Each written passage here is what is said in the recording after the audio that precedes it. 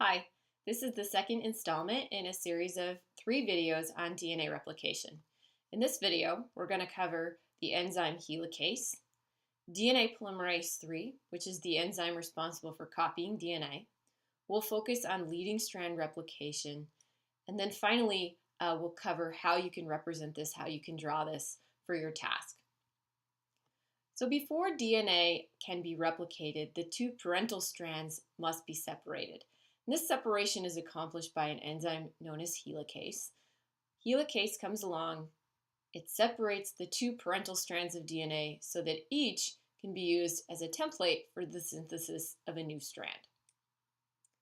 These new strands are made by DNA polymerase III.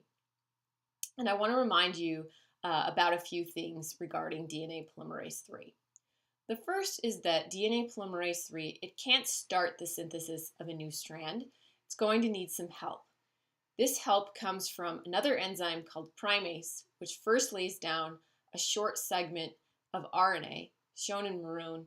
This short segment is known as a primer, and it provides a starting point for DNA polymerase III to work off of.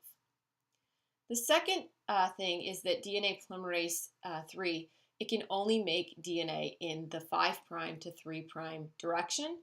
It can't work in the opposite way. For replication of the leading strand, things are relatively straightforward.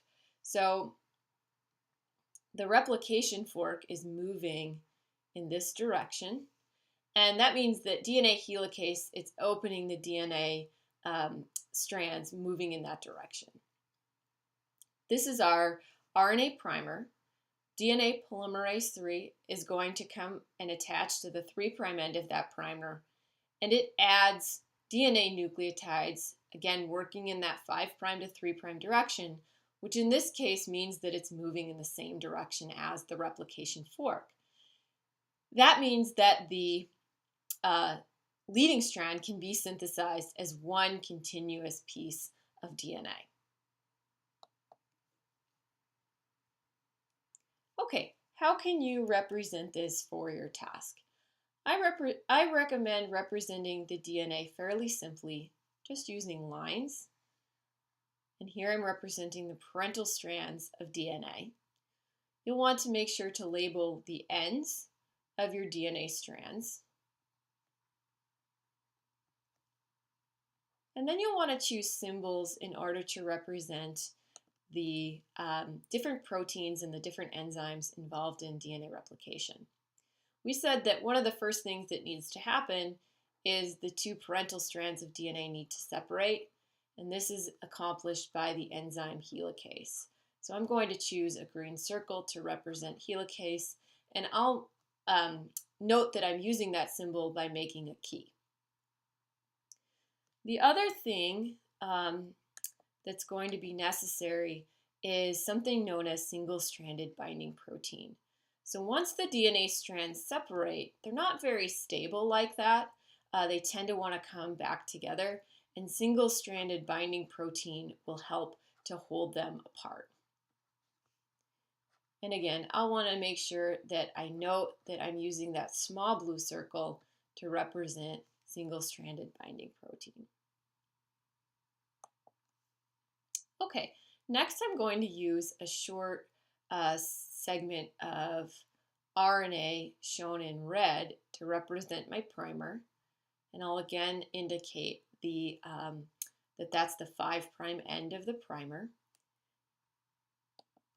And DNA polymerase III, it adds DNA nucleotides onto the 3' end of that primer. So I'm going to show the new DNA in blue. I'll put an arrow to indicate the direction of replication. And then finally, I'm going to add a symbol to represent DNA polymerase III. One of the things that I did was I used different colors to represent the template strand of DNA, the primer, and the newly synthesized DNA. I want to make sure that my key matches up with my diagram. So this is a pretty good representation of leading strand replication Most students find that it's easiest to do these diagrams by hand. Then you can take a picture of it with your cell phone and insert it into your task. All right, so I hope this video was helpful. WGU students, feel free to contact us at biochemistry@wgu.edu.